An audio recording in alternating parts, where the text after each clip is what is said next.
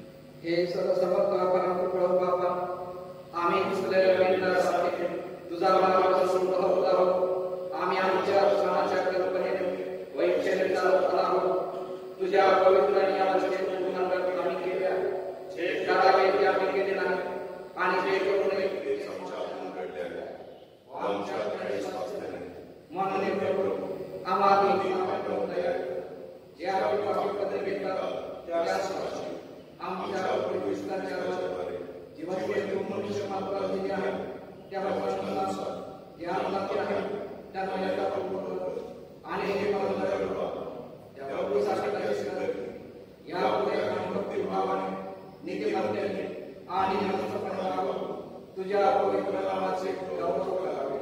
आमीन. सर्व समर्थ व कृपाळू प्रभू, तुमच्या सर्व पापाची क्षमा करून तुम्हाला त्यापासून मुक्त करू आणि खरा पश्चाताप करून जीवन सुधारण्यास तुम्हाला संधी देऊ आणि पवित्र आत्म्याचा अनुग्रह व समाधान तुम्हाला देऊ. आमेन. हे प्रभू, आमचे बोट तू उघड, म्हणजे मुक्तीची कीर्ती वर्णी. हे ईश्वरा, आमचा बचाव करण्यास थांब. हे प्रभू, आम्हाला सहाय्य करण्यास पिता आणि पुत्र आणि पवित्र आत्मा या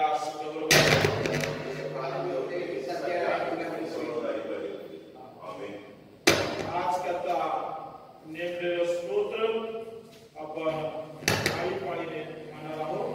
स्तोत्र क्रमांक 34, 1 ते 10 वचन आईपाळीने आपण म्हणणार आहोत. स्तोत्र क्रमांक 34.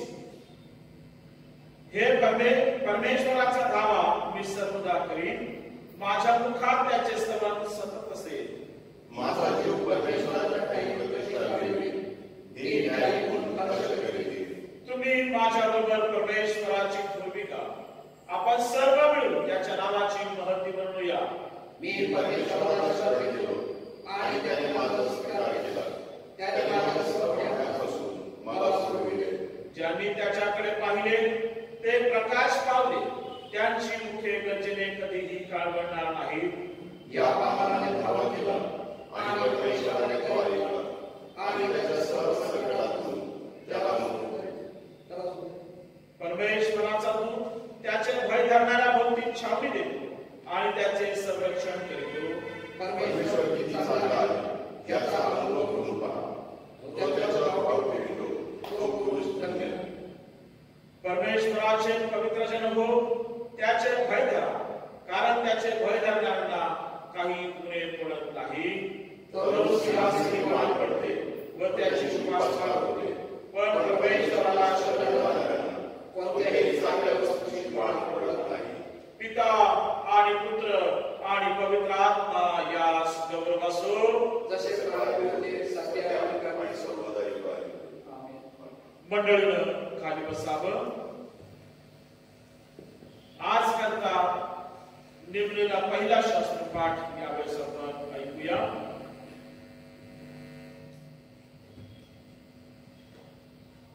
आजच्या दिवसाकरता नेमलेला पहिला शास्त्रपाठ निर्गमाचे पुस्तक याचा 19वा अध्याय त्यातील 1 ते 8 ही वचने. निर्गमाचे पुस्तक याचा 19वा अध्याय यातील पहिल्या वचनापासून प्रथम शास्त्रपाठास प्रारंभ होत आहे.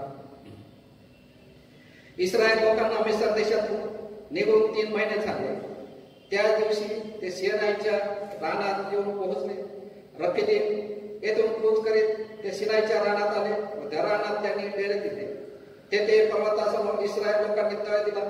तेव्हा मोशे देवाकडे वर गेला आणि परमेश्वराने त्याला पर्वतातून हाक मारून सांगितले की याकोबाच्या घराण्याला हे सांग, इस्रायल लोकांना हे विदित कर, मी मिस्रांचे काय केले ते व तुम्हाला गरुडच्या पंखावर बसून मी आपणाकडे कसे आणले आहे हे तुम्ही पाहिले आहे. म्हणून आता तुम्ही खरोखर माझी वाणी ऐकाल आणि माझा करार पाळाल तर सर्व लोकांपेक्षा माझा खास निधी व्हा, कारण सर्व पृथ्वी माझी आहे. पण तुम्ही मला या जगाचे पवित्र राष्ट्र व्हा हे शब्द तू इस्रायल लोकांना सांग.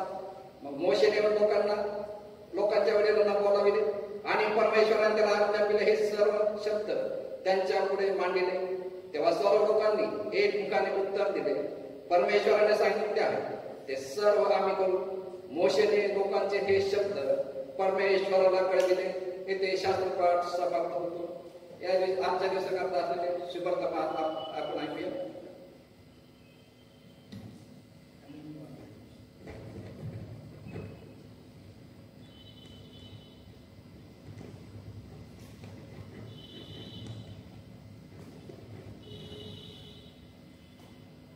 प्रभो तुम्हा सुख असो. शुभ वर्तमान संत मत्तयानं लिहिलेलं शुभ वर्तमान याच्या 11व्या अध्यायामध्ये शुभ शुभवर्तमान लिहिले आहे आणि 25व्या वचनापासून शुभवर्तमानास प्रारंभ होतो.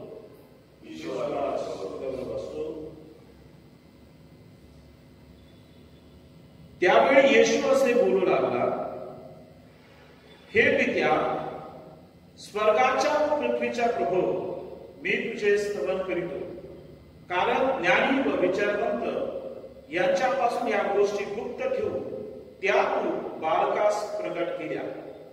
खरेच हे पित्या, कारण हेच तुला योग्य दिसले. माझ्या पित्याने माझ्या हाती सर्व काही दिले आहे आणि पित्या वाचून पुत्राला कोणी ओळखीत नाही आणि पुत्रा वाचून व ज्या कोणास त्याला प्रगट करावयाची पुत्राची इच्छा असेल त्याच्या वाचून पित्याला कोणी ओळखीत नाही. अहो कष्टी व भाराक्रांत जन हो, तुम्ही सर्व माझ्याकडे या, म्हणजे मी तुम्हाला विसावा देईन. मी जो मनाचा सौम्य व दीन आहे त्या माझे जुळा कुणावर घ्या व माझ्यापासून शिका, म्हणजे तुमच्या जीवास विसावा मिळेल. कारण माझे जू सोयीचे व माझे ओझे हलके आहे. हे ख्रिस्ताचे शुभवर्तमान आहे. हे ख्रिस्ता तुझी स्तुती असो. उभा असतानाच आपला प्रेषितीय विश्वासांचा आपण सर्वजण मिळून म्हणूया.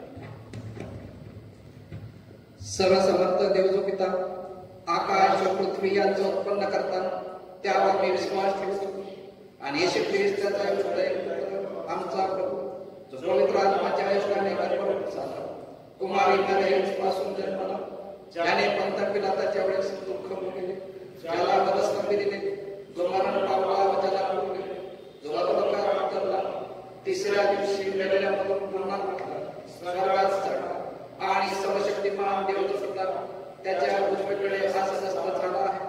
त्यातून जिवंतांचा मेलेल्यांचा सहाय्य करायला येणार आहे. त्यावर मी विश्वास ठेवतो. पवित्र आत्मा, पवित्र कॅथलिक एक्लेसिया, संतांची सहभागिता, पापांची क्षमा, देहाचे पुनरुत्थान आणि साधन याविषयी विश्वास ठेवतो. आमेन. मंडळीनं खाली बसावं.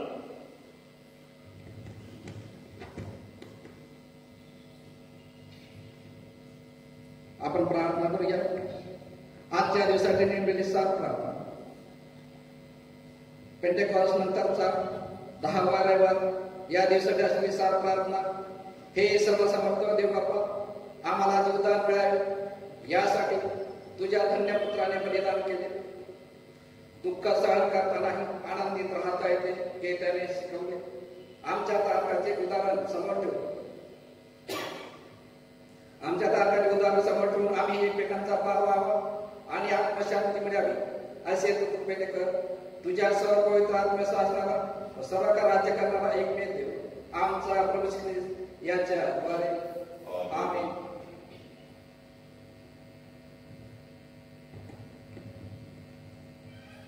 आपण प्रार्थना करूया. हे आमच्या स्वर्गातील थोर पित्या, आम्ही आज हा पवित्र दिवस पाळताना तू आम्हाला ही उपासना करण्याची, प्रार्थनेद्वारे तुझ्याशी बोलण्याची तू आम्हाला संधी दिली. त्यामुळे तू कारस्तुती करतो प्रभू. आमच्या मंडळीसाठी विशेष करून प्रार्थना करतो प्रभू. आमच्या मंडळीसाठी आम्ही विशेष करून प्रार्थना करतो. ते आम्ही प्रार्थना करतो प्रभू. तुझ्या सत्याने व शांतीने तिला परिपूर्ण कर. ती भ्रष्ट असेल तिथे शुद्ध कर. तिच्यामध्ये काही अयोग्य असेल ते तू सुधारणा कर व तिला जिथे असेल तिथे स्थिर व दृढ कर. उणीव असतील त्या भरून काढ. तशा प्रार्थना करतो प्रभू. आमच्या सर्व ख्रिस्ती लोकांसाठी, त्या सर्व लोकांमध्ये खरी एकात्मता व खरी शांती व ऐक्य तुझ्याद्वारे मिळावे म्हणून आम्ही प्रार्थना करतो प्रभू. तसेच आम्ही प्रार्थना करतो आजचा दिवस हा पवित्रपणे पाळण्यासाठी तो आम्हाला एक संधी दिला आहे. हा दिवस पाळत असताना विशेष करून हा आम्ही पवित्र पाळताना विशेष करून प्रार्थना करतो प्रभू. आम्ही प्रत्येकाने तो आदरपूर्वक पाळावा. आम्हाला तू आमच्या विश्वासासाठी हा दिवस दिला आहे प्रभू. हा विश्वासाचा दिवस आम्ही आमच्या तुझ्या गौरवासाठी घ्यावा. तुझे स्तवन करावे, तुझी स्तुती करावी असे आमच्याद्वारे होऊ दे प्रभू. तसेच आम्ही प्रार्थना करतो. आमच्या मंडळीतील ख्रिस्ती कुटुंबाकरता प्रार्थना करतो. त्या सर्व कुटुंबावर आपला आशीर्वाद, त्या मंडळीतील प्रत्येकावर आपला आशीर्वाद प्रभू. जे लहान बालक आहेत त्यांनाही सांभाळ, त्यांची वाढ आपल्या ज्ञानात कृपेत होऊ दे. शाळा तिकडे असतील त्यांना लागणारे ज्ञान दे, ते स्मरणशक्ती दे. त्यांनी मोठे होऊन तुझी सेवा तुझ्या गौरव त्यांच्याद्वारे होती. त्यांच्या आयुष्यात त्यांना तू सर्व त्यांच्या गरजा पुरव. त्यांना मोठे करून तुझ्या गौरवासाठी त्यांना स्थिर व खंबीर अशा कर. आमच्यामध्ये येथील महिलांसाठी प्रार्थना करतो. त्या महिलांनी आपले कुटुंब सांभाळत असताना त्यांना सर्व पवित्र आत्म्याच्या सहाय्याने त्यांना परिपूर्ण कर. लागणारी शारीरिक शक्ती दे. ते कुटुंब तुझ्या गौरवात त्यांनी वाढवावे म्हणून त्या प्रकारचे ज्ञान त्यांना पुरव. ते कुटुंब तुझ्या गौरवात वाढवून तुझी सेवेसाठी त्यांनी तयार करावे असे बोलते. आमच्या मंडळीतील सर्व नागरिकांसाठी प्रार्थना करतो, सर्वांसाठी प्रार्थना करतो. जे काम करत आहे, जे आपले कुटुंब सांभाळत आहे, प्रत्येकावर तो आपला आशीर्वाद असतो. त्या प्रत्येकाला तो सहाय्य कर, शक्ती दे, सामर्थ्य दे. व त्यामुळे त्यांना त्या कुटुंबाचा योग्यरीतीने सांभाळ करण्यासाठी त्यांना सर्वांचे ज्ञान दे, बुद्धी दे, शक्ती दे, सामर्थ्य दे. विशेषतः प्रार्थना करतो आज ह्या जगामध्ये जो कोविड आजार पसरला आहे त्यासाठी विशेष करून प्रार्थना करतो. ह्या आजारापासून आमच्या मंडळीच्या सर्वांना तू चांगल्या रीतीने उत्तम रीतीने राहतो. प्रत्येकाला लागणे आरोग्य दे व हा आजार संपूर्ण जगातून निघून जावा त्यासाठी प्रार्थना करतो. हे आजार सहन करण्याचे आजार असतील त्यांना तू आजारातून योग्य रीतीने बरे कर. सहन करण्याची शक्ती दे व त्यांनी लवकर बरे होऊन तुझी सेवा तुझे गौरव करावे व त्यांनी आपला देव परमेश्वर याला ओळखावे असे बोलते. आम्ही प्रार्थना करतो प्रभू. विशेष करून आमच्या मंडळीवर विशेष करून अनुग्रह असू दे. आमच्या मंडळीच्या कृपेने दे. आमच्या मंडळीच्या ज्या गरजा आहेत त्या सर्व गरजा भरून काढ. विशेष करून मंडळीमध्ये विशेष करून ऐक्य असून त्यांनी या मंडळीची वाढ अधिक चांगल्या रीतीने व्हावी. आमच्या मंडळीच्या समस्या आहेत त्या दूर कराव्या अशा आम्ही प्रार्थना करतो प्रभू. विशेष करून प्रार्थना करतो प्रभू. आज सकाळपर्यंत आम्हाला सुखरूप ठेवले आहे व इथून पुढचे सर्व वेळ आम्ही तुझे हात ठेवतो. तुझे गौरव करण्यासाठी ही संधी दिली. आम्ही तुझे विपरीत पालन करावे. त्याप्रमाणे आम्ही यांच्या आयुष्यामध्ये आत्मिकरित्या आमचे जीवन समृद्ध करण्यासाठी तो आम्हाला लागण्याची शक्ती दे, सामर्थ्य दे व तुझी कृपा आमच्यावर असते अशा वेळी प्रार्थना करतो. येशू ख्रिस्त आमचा प्रभू याच्याद्वारे मागतो म्हणून तू ऐक. आमेन. आपला प्रवेशाचा अनुग्रह, देवाची प्रीती आणि पवित्र आत्म्याची सहभागिता आम्हा सर्वांसह आता आणि सदा सर्व काळ असतो. आमेन.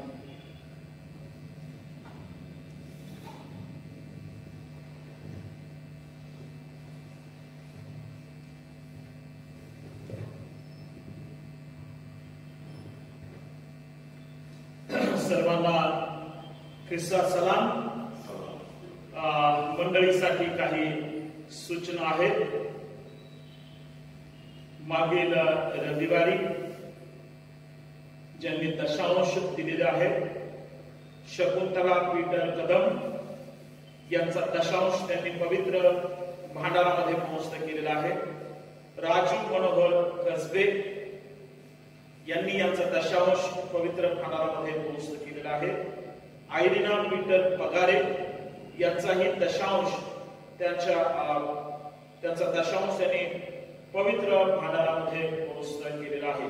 त्याचबरोबर स्वनाकाराचे डबे सुद्धा काही सभासदांनी चर्च ऑफिस मध्ये आणून दिलेले आहेत. मी सर्वांचे मनापासून आभार आणि उपकार मानत आहे. यावेळेस मंडळीला मी नम्रतेची विनंती करेन की आपले दशांश पवित्र भांडारामध्ये पोहोचत करा आणि जेणेकरून आपल्याला देवराज्याचं काम पुढे करता येईल. चर्चचं जे मेंटेनन्स आहे ते आपल्याला व्यवस्थित ठेवता येईल. म्हणून कृपया आपला दान दशांश जे असतील ते कृपया पवित्र मंदिरामध्ये आणून द्यावे अशी माझी सर्वांना नम्रतेची विनंती आहे. त्याचबरोबर स्वनाकाराचे डबे अजूनही ज्यांच्याकडे आहेत त्यांनी कृपया चर्च मध्ये आणून द्यावेत.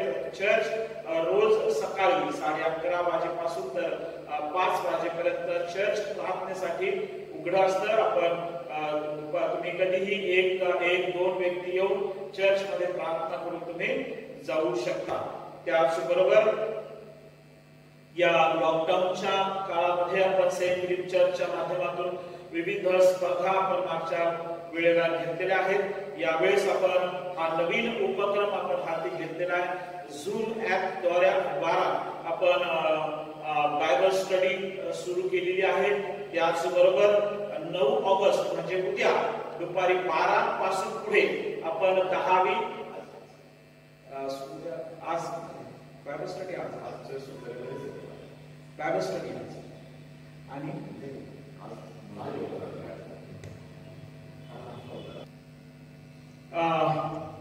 आज 9 तारखेला म्हणजे आज चर्च सुटल्यानंतर दुपारी 12 ते पुढे आपण 10वी 12वी आणि ज्यांनी डिग्री पास केलेली अशा सर्व महाराष्ट्रातील ख्रिस्ती मुला मुलींसाठी आपण करिअर डेव्हलपमेंट प्रोग्राम आपण ऑर्गनाइज केलेला आहे झूम ऍपवर. ती झूम ऍपचा आयडी आणि पासवर्ड तुम्हा सर्वांना पाठवून दिलेला आहे, सर्व ग्रुपवर पाठवलेला आहे. ज्या कुटुंबामध्ये 10वी 12वी किंवा डिग्री झालेले मुलं मुली असतील त्यांनी आयुष्यामध्ये पुढे काय करावं आणि कुठला कोर्स केला पाहिजे, काय शिक्षण घेतलं पाहिजे, शिक्षणासाठी लोन पैसा मला कसा उपलब्ध होईल यासाठी विशेष मार्गदर्शन आपण आज 12 वाजेपासून सुरू करणार आहोत. आणि त्यामध्ये पहिलं जे सत्र आहे योहान पगारे भोपाळ हे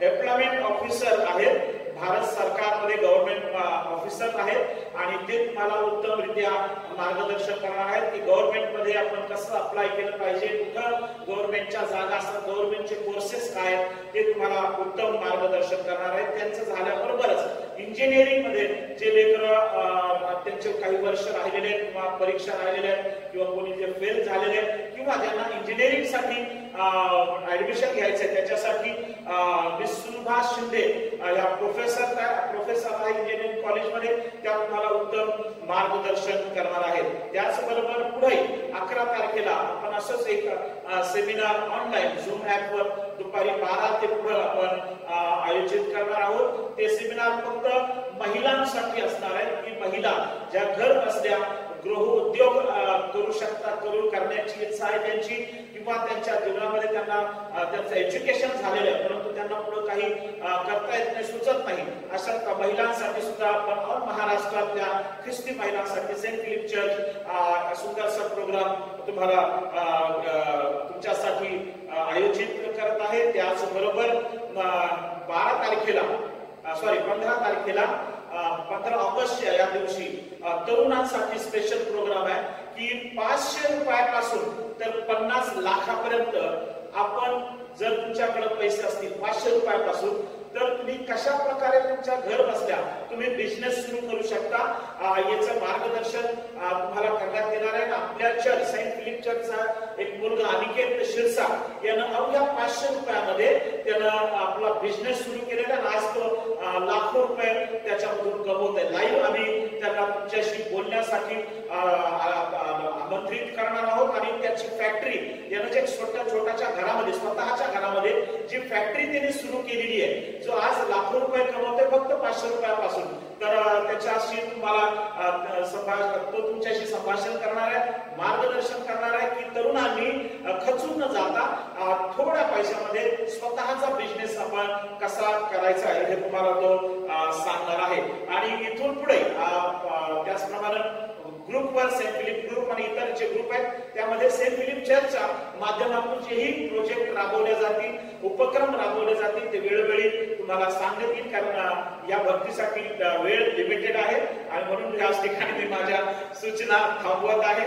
त्याचबरोबर एक अजून सूचना आहे, ट्रान्सवर्ल्ड आयोजित बायबल स्टडी क्विज निर्गम पुस्तकावर ही 29 नोव्हेंबर 2020 रोजी सायंकाळी 6 वाजता ऑनलाईन ही परीक्षा बायबल क्विज होणार आहे आणि या बायबल क्विज साठी एक पुस्तक आहे ट्रान्सवर्ल्ड यांच्या माध्यमातून त्याची 200 रुपये त्याची फी आहे, पुस्तकाची किंमत आहे आणि 15 ऑगस्ट पर्यंत आपण त्या पुस्तकाची ऑर्डर जर दिली तर आपल्याला हे पुस्तक उपलब्ध होऊ शकतं. हे संजय अहिर यांच्याशी आपण या पुस्तकासाठी आणि ट्रान्सवर्ल्ड बायबल क्विज याच्यासाठी त्यांच्याशी तुम्ही संपर्क साधू शकता. त्याचबरोबर अनिकेत शिरसा हा जो मुलगा आहे त्यांनी जो बिझनेस त्याचा सुरू केलेला फार मोठा बिझनेस आहे आणि त्याच्या बिझनेस मधून त्यांनी स्वतः या कोविड-19 मध्ये कोरोनावर जे औषध आहेत आम्ही म्हणतो की मालेगावचा काढा, इकडचा काढा, तिकडचा काढा, परंतु सेंट फिलिप चर्चच्या तरुणानं फार सुंदर असा चहाची एक मसाला त्यानं तयार केलेला आहे. तो चहाचा मसाला जर चहामध्ये तुम्ही टाकून जर प्याल तर तुम्हाला कोरोना होणार नाही असं त्याचा दावा आहे आणि 50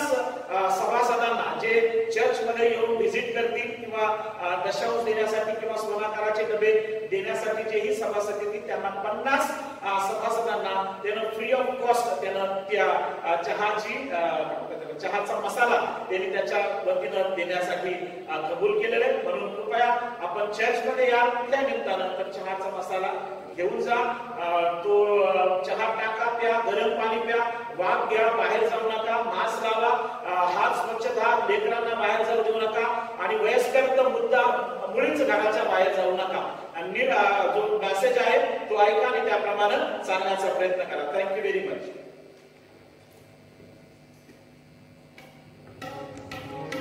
गीत गाऊया. गीत नंबर 476 महापाठवना करा ईश्वर. गीत नंबर 476.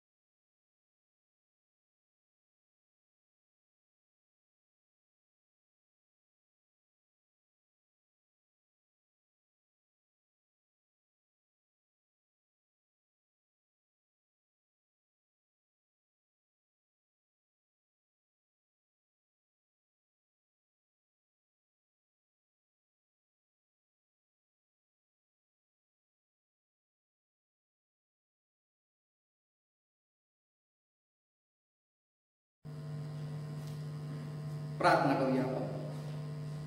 हे आमच्या स्वर्गातील थोरवर पित्या, आजचा सुंदरचा पवित्र दिवस तो आमच्या आयुष्यात जोडला व आम्हाला पुन्हा एकदा प्रार्थनेद्वारे तुझ्याशी बोलण्याची संधी दिली. तुझे स्तुती उपकार तुझे स्तवन करण्याची तू आम्हाला संधी दिली. आम्ही तुझे उपकार स्तुती करतो.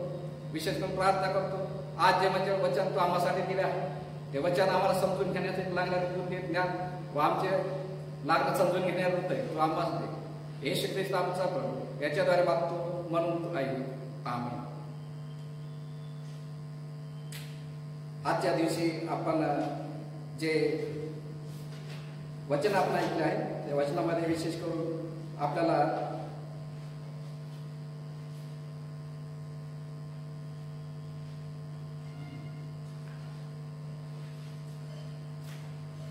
जे काही आपण जे शुभवर्तमान ऐकलं आहे त्या शुभवर्तमानामध्ये महत्वाचे जे विषय आहे तो विषय म्हणजे की आपण या जगामध्ये असताना परमेश्वराशी आपण कशा प्रकारे वागले पाहिजे याविषयी आपल्याला संधी आपल्याला सांगितलेला आहे व हा विषय फार महत्वाचा असा विषय आहे कारण की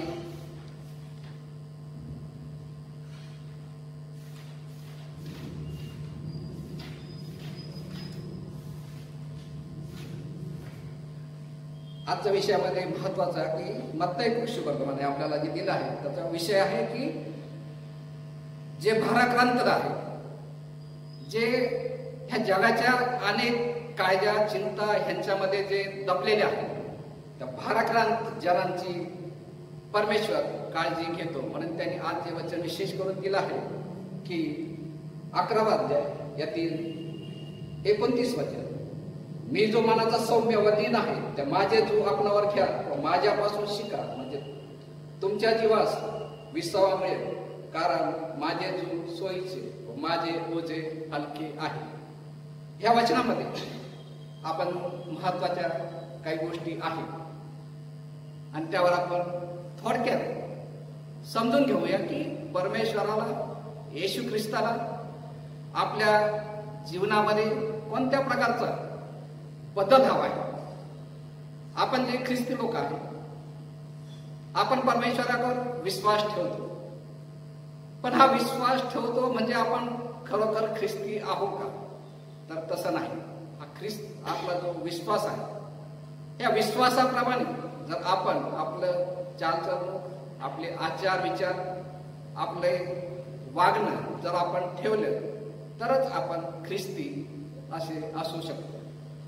त्यासाठी हा विशेष करून आजचा संदेश आहे आणि त्यामध्ये परमेश्वरांनी काही गोष्टी आपल्या विश्वासणाऱ्यांसाठी सांगितलंय. सर्वात पहिले त्यांनी काय सांगितली की त्यांनी सर्वांना आज या ठिकाणी आमंत्रण दिलं आहे. पहिले आपण पाहतो की 28व्या वचनामध्ये त्यांनी काय सांगितलं या त्यांनी सर्वांना आमंत्रण दिलं आहे की सर्व तुम्ही कष्टी लोक जे भाराक्रांतजन आहे जे आपल्या जीवनामध्ये त्रस्त आहे त्यांना समजत नाही की आपण जीवनामध्ये काय केलं पाहिजे आपण जीवनामध्ये कोणता मार्ग पकडला पाहिजे आपल्या वागण्यामध्ये काही चूक होतं का कोणत्या प्रकारच्या बरोबरचं आपण जीवन जगलं पाहिजे.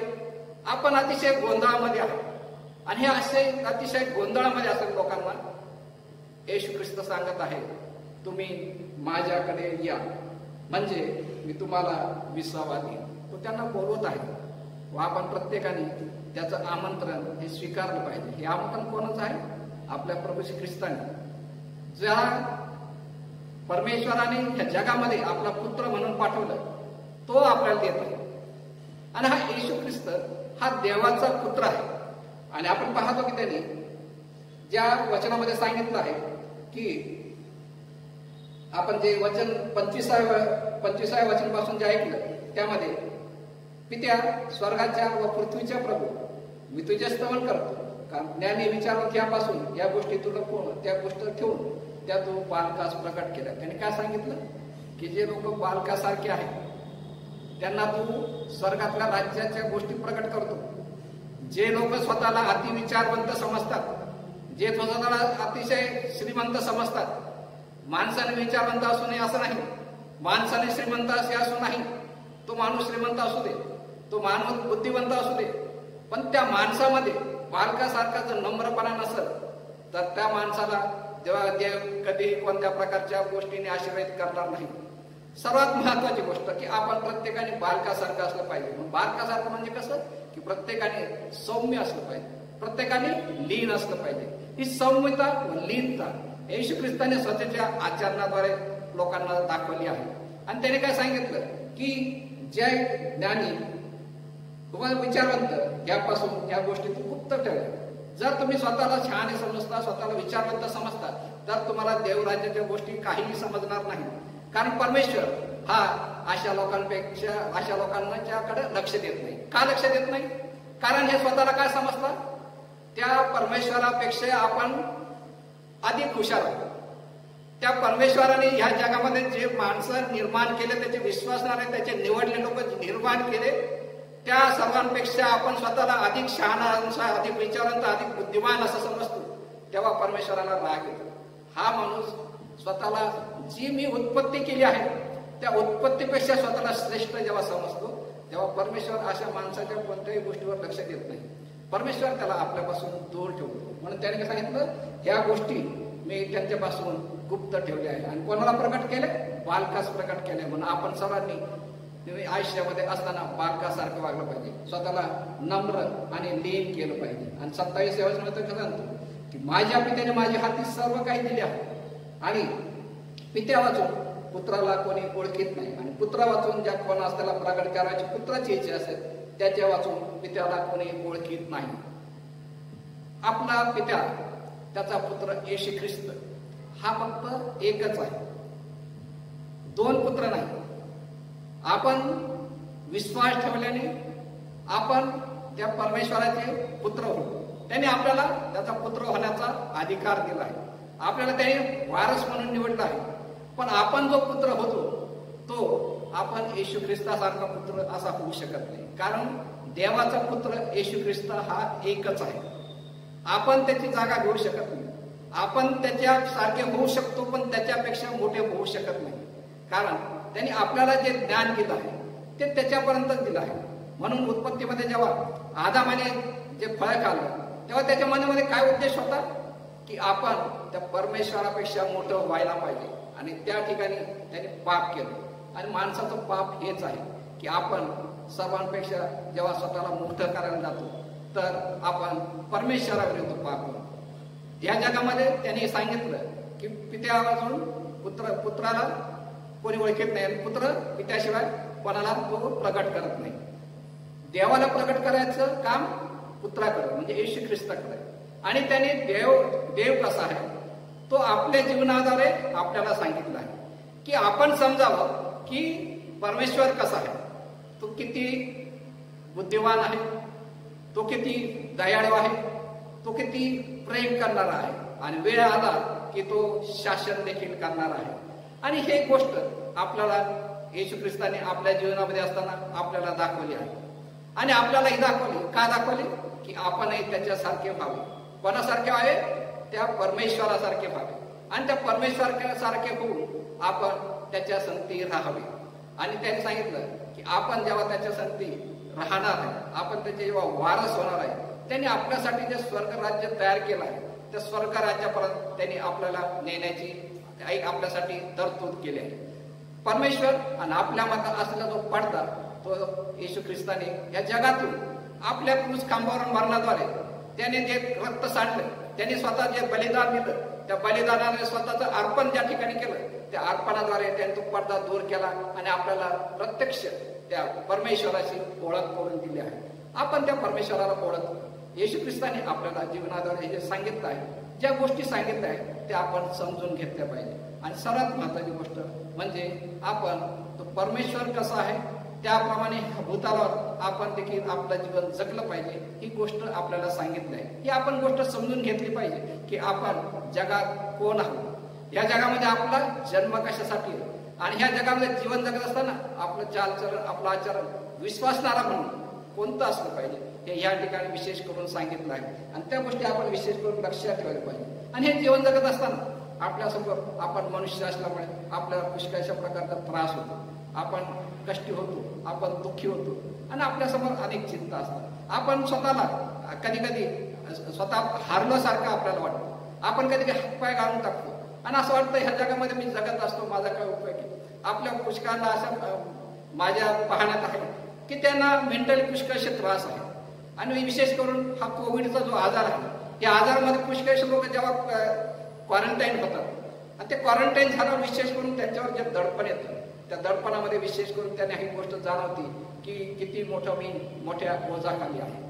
तसंच आपल्या विश्वासणाऱ्या लोकांसाठी पण ह्या गोष्टी असतात की त्या संसाराच्या ज्या समस्या आहेत त्या समस्या खाली दबलेल्या आहेत. पुष्कळांना ह्या समस्या आहे की माझा मुलगा पुढे जाऊन त्याचा काय होईल. पुष्कळांना ह्या समस्या आहे की माझे वडील आज वृद्ध झाले आहे, त्यांच्यासाठी मी आजार आणि त्याचे जे दुःख त्यांच्यासमोर आहे ते मी कशा प्रकारे दूर करू.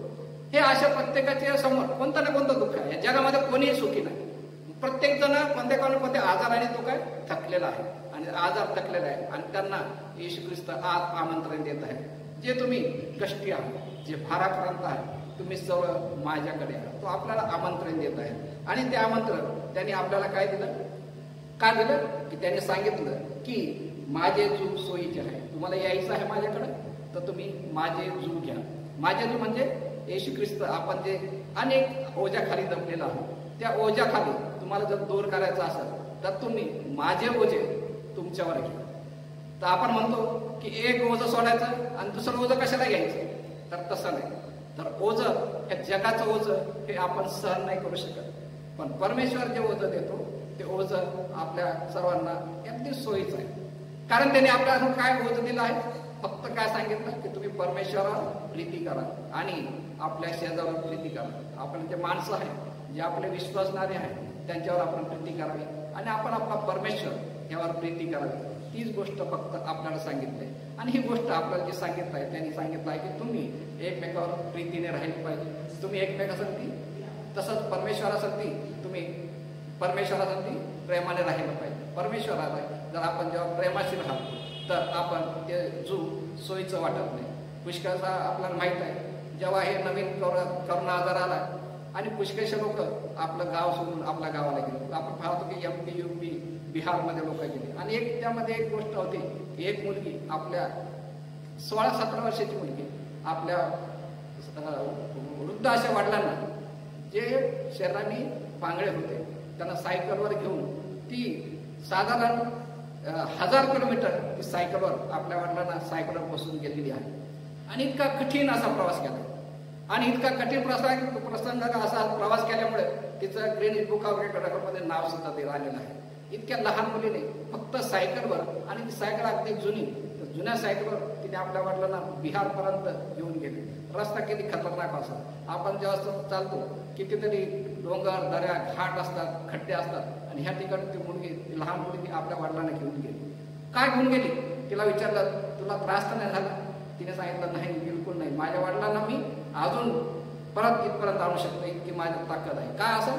कारण तिचं त्या वडिलांवर प्रेम आहे. आणि हे जे प्रेम आहे तेच प्रेम प्रभू सांगतो की तुम्ही माझ्यावर प्रेम करा. जर आपण कोणावर प्रेम करू तर कोणतंही ओझं आपल्यावर हे मोठं असं भार होत नाही. तर परमेश्वर सांगतो तुम्ही माझ्यावर प्रेम करा आणि आपल्यावर शेजाऱ्यावर प्रेम करा. हे जो आपल्याला घ्यायचं आहे. आणि हे जो घेऊ आपण जर चाललो तर परमेश्वराने आपल्याला ह्या जगात ज्या गोष्टी सांगितल्या त्या सोप्या होत्या. सोप्या का होता? कारण आपण परमेश्वराने आपल्याला सर्वात मोठा संदेश दिला की तुम्ही एकमेकावर प्रीती करा. प्रीती करणं हे फार महत्वाचं आहे. आणि येशू ख्रिस्ताचा या जगात असताना हा फार महत्वाचा असा संदेश आहे की आपण एकमेकावर प्रीती केली पाहिजे. एकमेकासाठी आपण आनंदाने राहिलं पाहिजे. आणि विशेष करून आपण आपल्या परमेश्वरावर प्रीती केली आणि त्या परमेश्वराची जेव्हा आपण प्रीती करतो तेव्हाच आपण चर्चला येतो. कारण परमेश्वराची इच्छा आहे की तुम्ही सर्वांनी एकत्र येऊन आनंद केला पाहिजे. कारण त्यांनी सांगितलं तुम्ही सर्वांनी काय करा? आनंद करा. आपण सर्वांनी येऊन चर्चला येतो, पण सर्वजण आपण चर्चला येतो, चर्च पाहायला येतो का? नाही. आपण सर्व एकमेकाला भेटायला येतो का? ही परमेश्वराची इच्छा आहे का? नाही. आपण सर्वांनी आनंदाने गाणे गावे, मोठमोठ्याने स्तुती गावे, ह्याच परमेश्वराची इच्छा आहे का? नाही. आपण या चर्चमध्ये कशासाठी येतो? त्या येशू ख्रिस्तासाठी येतो. त्या येशू ख्रिस्ताला आपण भेटतो. म्हणून चर्चची आपण त्याची इच्छा आहे. ह्या चर्चमध्ये जेव्हा असं मी असतो तेव्हा सर्वांनी यायला पाहिजे आणि सर्वांनी येऊन त्या परमेश्वरावर प्रेम केलं पाहिजे. त्या परमेश्वराला भेटण्यासाठी आपण दर रविवारी चर्चला येतो. आपण प्रत्येकाने हे लक्षात ठेवलं पाहिजे. आणि त्यांनी आपल्याला सांगितलं की आपल्या आयुष्यामध्ये त्यांनी आपल्याला आज्ञा दिली आहे की आपला पवित्र दिवस पाहा. पवित्र दिवस पाहा म्हणजे काय? त्या दिवशी तू आराम कर. कारण त्यांनी सांगितलं तुम्ही येशू ख्रिस्ताने देखील पृथ्वी उत्पन्न करून 7व्या दिवशी त्यांनी आराम केलेला आहे. आपण जे आपल्या आयुष्यामध्ये जे कष्ट करत आहात आपल्याला हा आराम फार महत्वाचा आहे. आराम म्हणजे काय? की पुष्कळ आपल्याला वाटतं की आराम म्हणजे काय? पुष्कळ आराम करावा का? नाही. कारण आराम कधी आपल्याला मिळत नाही? जेव्हा आपण पापामध्ये असतो. जेव्हा पापात असतो तेव्हा आपण रेस्टलेस असतो. आणि हे जेव्हा पाप आपल्याला शांत बसतो, आपल्याला त्रास देतो, आपण कष्ट होतो, त्रासदायक होतो. आणि ह्या सर्वांपासून आपल्याला त्रासापासून जर मुक्त व्हायचं असेल तर आपल्याला आराम पाहिजे. आणि हा आराम आपल्याला परमेश्वराच्या मंदिरातच मिळतो. त्यासाठी सांगितलं त्यांनी आपल्याला आज्ञा दिली तो दिवस पवित्रपणे पळा. पवित्रपणे पळा म्हणजे त्या दिवशी तू विसावा घे, आराम घे, आपल्या सर्व कष्ट, आपल्या काळज्या तू परमेश्वराला टाकून तू माझ्याकडे ये. म्हणून आजचा पवित्र दिवस आपण पाहताना हे गोष्ट लक्षात ठेवली पाहिजे. आपण चर्चा येताना कशा येतो? त्या परमेश्वराकडे येतो, त्या येशू ख्रिस्ताकडे येतो आणि आपल्या जो आपण त्याला आपले जे ज्या काळज्या आहे, आपले जे त्रास आहे, दुखणे आहे, आपण त्याला सांगतो आणि तो आपल्याला त्या सर्वापासून आराम देतो आणि तो आपल्याला सर्वापासून मुक्त करतो, आपलं जीवन सुखी करतो, आनंदाने करतो. आणि परमेश्वर आपल्या प्रत्येकाची आज वाट पाहत आहे. आपण प्रत्येकाने हा दिवस पवित्र पाळताना विशेष करून आपण चर्चमध्ये येताना ही गोष्ट लक्षात ठेवली की आपण परमेश्वराला भेटायला चाललो आहे आणि आपण परमेश्वराला भेटताना ही गोष्ट लक्षात ठेवू की आपण आनंदाने आलं पाहिजे. आपलं जे बोझ आहे तो आपला बोझ हलका करणार आहे, आपला जो हलका करणार आहे आणि आपल्याला तो सुखी करणार आहे. आणि परमेश्वर आपल्या सर्वांचा जो आहे तो प्रत्येक तो आपला जो हलका करू, कारण ते हलका करण्याचा एकच मार्ग आहे, आपण आपल्या परमेश्वरावर प्रीती करतो. आणि आपल्या परमेश्वरावर प्रीती करणं म्हणजे आपण आपलं त्याचा जो आपल्या खांद्यावर घेणं, हे प्रीतीचं जो हे हलका आहे. आपण प्रार्थना करूया की आमच्या स्वर्गात पित्या, आजचा पवित्र दिवस आमच्या आयुष्यात आम्ही आमचे जीवन जगताना परमेश्वरा, आम्ही दुःखी कष्टी जीवन जगत असताना आम्ही सर्व आमच्या समस्या, आमच्या ज्या काही त्रास आहेत आम्ही त्याच्यासमोर सादर करत आहे. हे सर्व आमच्या जो काढून टाक व आम्हाला तुझे प्रेमाचा जो आमच्या खांद्यावर देतो, आम्ही तुझ्यावर प्रीती करावं व तुझ्या संगती राहावं. तुझ्या संगती आमचे जीवन जगण्यासाठी नानवाची शक्ती, सामर्थ्य व आशीर्वाद आहे तो आम्हाला परिपूर्ण कर. येशू ख्रिस्त आमचा प्रभू याच्याद्वारे मागतो म्हणून तू ऐक. आमेन. यावेळेस आपण परमेश्वराचे स्तवन करूया आणि परमेश्वराच्या स्तवनासाठी आपण गीत गाऊया. 21 कीर्तन यामधील 573 ख्रिस्त माझा राहे जेथे तेच माझे मंदिर. हे गीत आपण गाऊया आणि गीत होत असताना आपली दाने आपण परमेश्वराला अर्पण करूया. तुमचा प्रकाश लोकांसमोर असा पडू द्या की त्याने तुमचे सत्कर्मे पाहून तुमच्या स्वर्गातील पित्याचे गौरव करावे.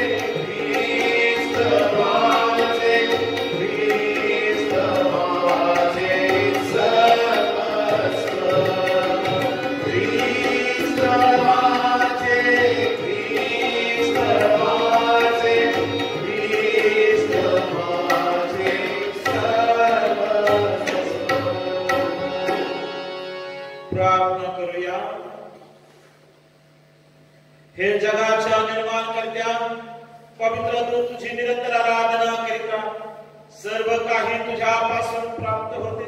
तुझ्याच हातून प्राप्त झालेल्या मी तुला देत आहोत. ही धर्मदाने जी तुझ्या पवित्र नेत्राने स्पर्श सादर करीत आहोत त्या सहित मी आपणाला तुझ्या सेवे करीत आहोत. तूच प्रताप ईश्वराला सादर करतो त्याचा तू स्वीकार कर असा मी तुला नम्रपणे विनवितो. येशू ख्रिस्त आमचा प्रभू याच्या अरे प्रार्थना करूया. प्रभू आम्ही तुला धन्यवाद देतो आजच्या या सुंदरशा दिवसासाठी. प्रभू प्रार्थना करतो सेंट फिलिप मंडळीसाठी, मंडळीतील सर्व लहान मुलांसाठी, कमिटी, महिला मंडळ, तरुण संघ, संडे स्कूल साठी सर्वांना स्वामी तुमचा आशीर्वाद दे. प्रार्थना करतो सेंट फिलिप चर्चच्या माध्यमातून जे ही उपक्रम ऑनलाईन सुरू आहेत परमेश्वरच्या ते सर्व तुझ्या पवित्र नामातून यशस्वी कर. प्रार्थना करतो परमेश्वरच्या मंडळीमध्ये जे कोणी आजारी आहेत त्यांच्यासाठी त्यांना उत्तम असं आरोग्य दे. प्रार्थना करतो परत एक बार बाबा आम्ही सर्वजण तुझ्या चरणापाशी दीन आणि नतमस्तक होतो. प्रार्थना इतकी धन्यवाद देतो प्रभू येशूच्या प्रिय आणि गोड नावाने मागतो म्हणून तू ऐक द्या. आमेन. प्रभूला शिकवलेली प्रार्थना आपण म्हणूया. हे आमच्या स्वर्गातील पित्या, तुझे नाम पवित्र मानले जाओ, तुझे राज्य जसे स्वर्गात तसे पृथ्वी, तुझ्या इच्छेप्रमाणे आमची रोजची भाकरा समाज दे आणि जसे आम्ही आमच्या अपराधांची क्षमा करू तशी तू आमच्या अपराधांची क्षमा कर आणि आम्हास परीक्षेत आणू नकोस तर आम्हास वाईटापासून सोड. कारण की राज्य, सामर्थ्य आणि हे सर्व काळ तुझीच आहे. आमेन. सर्व बुद्धी सामर्थ्याच्या पलीकडे असलेले देवाची शांती तुमच्या अंतःकरणे प्रमाणे देवाच्या आणि त्याचा पुत्र येशू ख्रिस्त आपला प्रभू याच्या ज्ञान व प्रीतीत आणि सर्व समर्थ देव पिता, पुत्र आणि पवित्र आत्मा याचा आशीर्वाद तुम्हावर असो आणि सदा सर्वदा तुम्हास राहो.